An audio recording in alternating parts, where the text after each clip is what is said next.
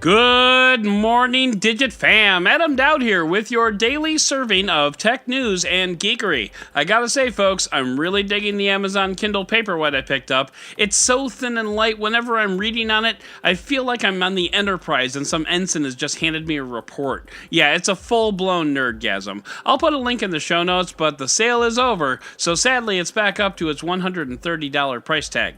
Sorry about that, but I digress. It is January 16th, 2020. And this is your Digit Daily.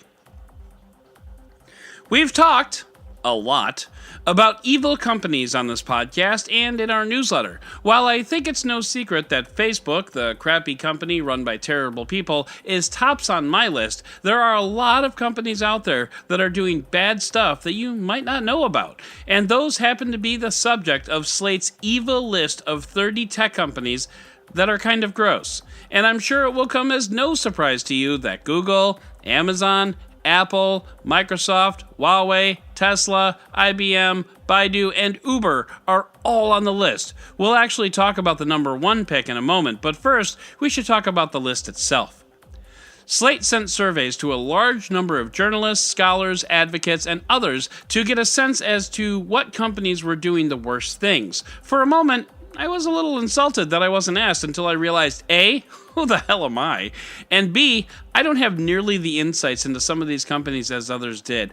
Not to say I don't know what I'm talking about, but these observations are more insightful than I can manage on my best days. So at the end of the day, it's probably best that I wasn't on the list. I will regret not getting Gas Buddy onto this list, though. C'est la vie. Also, this list isn't, as Slate calls it, the mustache-twirling Dr. Evil world domination evil, but more of a put profits ahead of humans and the environment or decency kind of evil. You know, the kind of evil that every good little corporation aspires to. Some companies on the list are ones that you probably haven't heard of, like mSpy at number 30, who develops spyware and tracking software ostensibly for parental or corporate supervision, but whose own internal reporting shows that about 50% of its users use it to spy on romantic partners. Classy. Cellebrite is a company who breaks into cell phones for law enforcement or really anyone who ponies up $1,500. Vigilant Solutions uses AI intelligence and analytics to develop surveillance tools that help law enforcement skirt that pesky Fourth Amendment. Stuff like that. Facebook is high on the list, as it should be, but it's not number one, and I actually kind of agree with that. As crappy as Facebook is, despite its 2 billion user base, its focus on misinformation, data, and social media keeps it from being number one because it's focused only on those areas. But the number one company on the list, Amazon, is not so encumbered because Amazon got its fingers in all kinds of pies.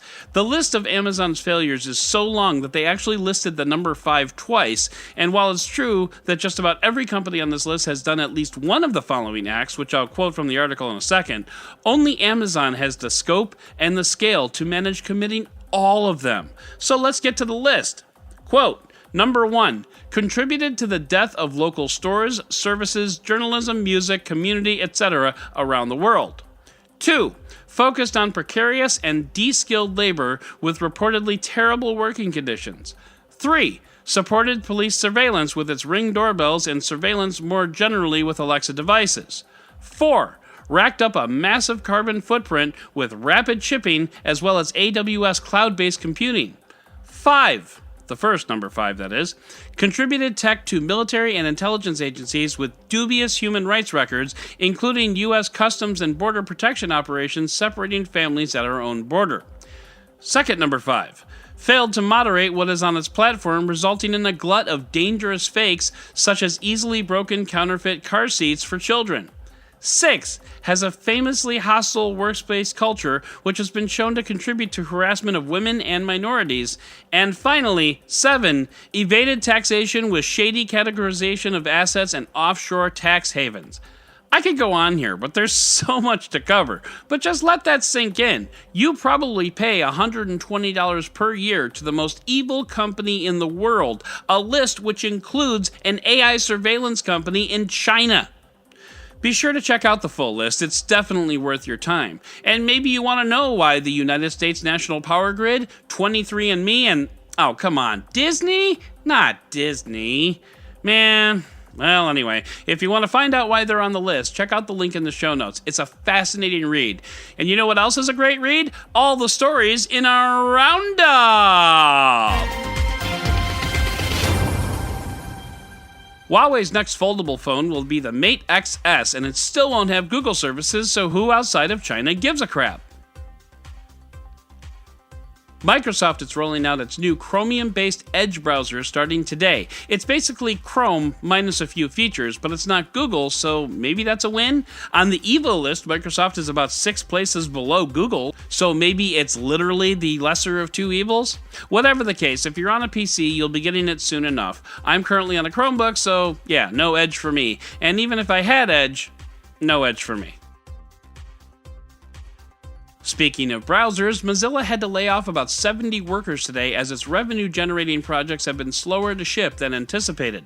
Honestly, the fact that Mozilla makes more than just Firefox is kind of news to me. I mean, I guess I kind of knew about a couple of projects that they were working on, including a VPN, but nothing really solid. Of course, those projects aren't shipping yet, so there's no real reason to know about them except for the fact that they might exist someday.